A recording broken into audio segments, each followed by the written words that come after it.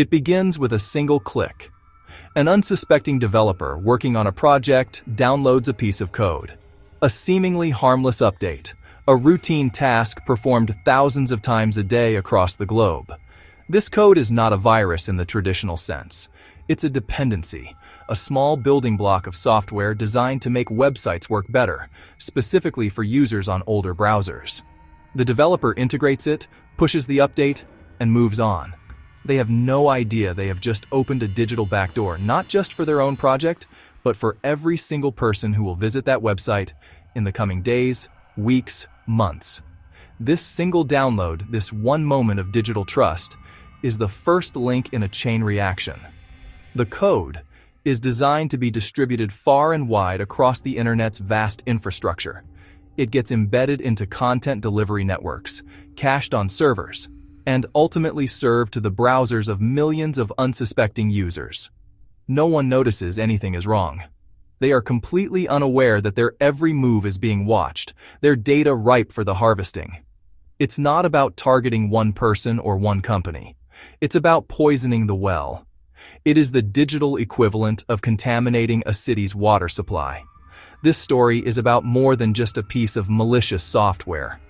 It's about a global conspiracy stretching from the secretive state of North Korea to the bustling tech hubs of China to the heart of the American cryptocurrency market.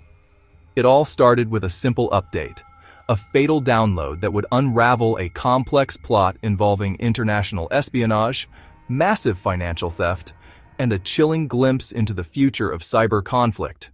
The code at the heart of this story is called polyfill.io. For years, it was a trusted and vital tool for the web development community. Its purpose was simple: to ensure modern websites worked smoothly on older, outdated web browsers. Think of it as a translator filling in the gaps. Major corporations, government agencies, nonprofits. In February 2024, the polyfill.io project was quietly sold. The domain and all its assets were transferred to a new owner, a Chinese company called Funnull. No alarms were raised. The service continued to operate as usual. The handover was seamless, almost invisible. Behind the scenes, the nature of polyfill.io was about to change dramatically. The new owners were not just benevolent caretakers. They had a different agenda.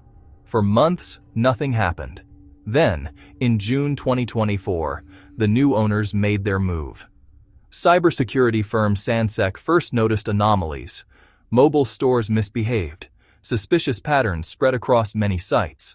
Mobile visitors were being redirected away from the legitimate pages to a network of shady websites promoting online gambling and scams.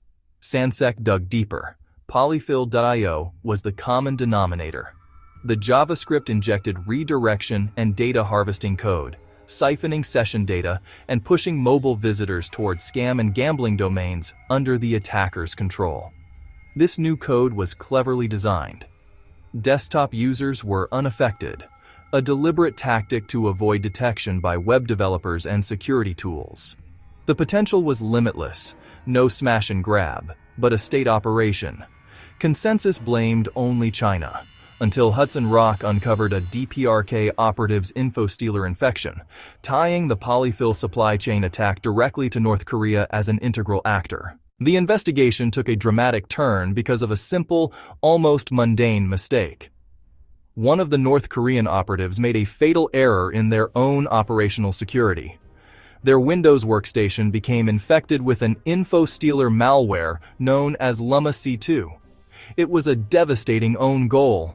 The malware vacuumed up saved passwords, browser cookies, and system information. A digital confession containing the operative's every secret.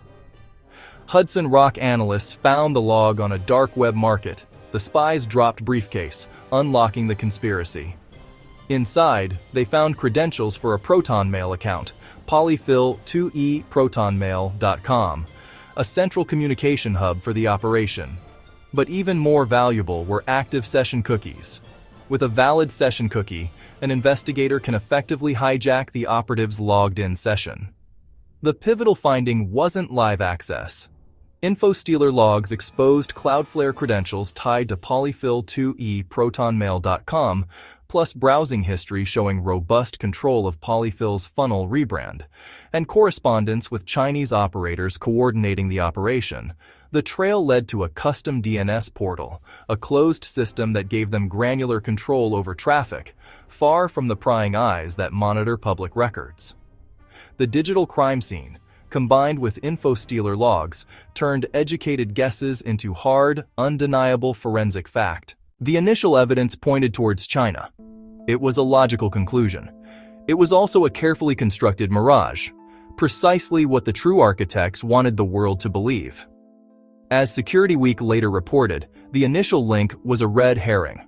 Funnull was likely just a corporate front, a legal entity created to obscure the true architects.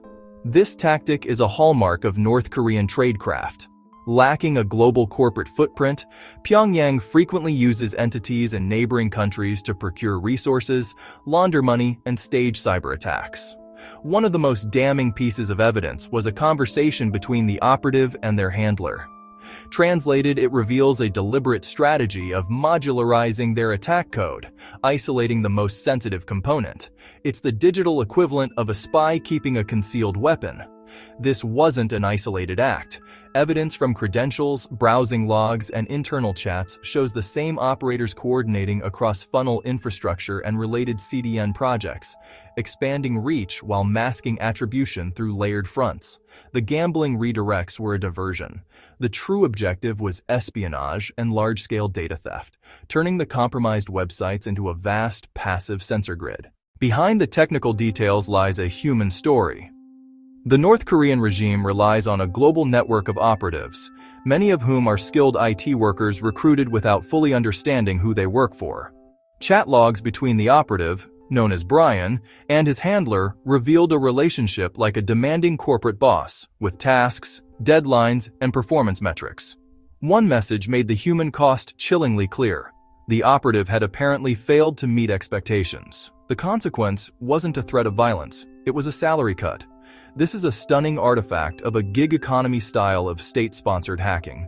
Operatives are treated like underperforming employees, their loyalty enforced through financial leverage. The Polyfill.io hack was run by people worried about monthly numbers. The Polyfill.io saga is a chilling case study of the new front line in global conflict. It demonstrates how the digital supply chain has become a primary battlefield. Why attack 1,000 fortified castles when you can poison the single well from which they all drink? In the face of such threats, a passive defense is no longer sufficient. The era of blindly trusting upstream components is over.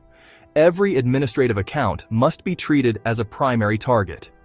The definitive attribution, made possible by the chance discovery of an operative's self-compromise, highlights the power of deep threat intelligence, moving beyond surface-level indicators to uncover the true actors, no matter how deeply they are buried.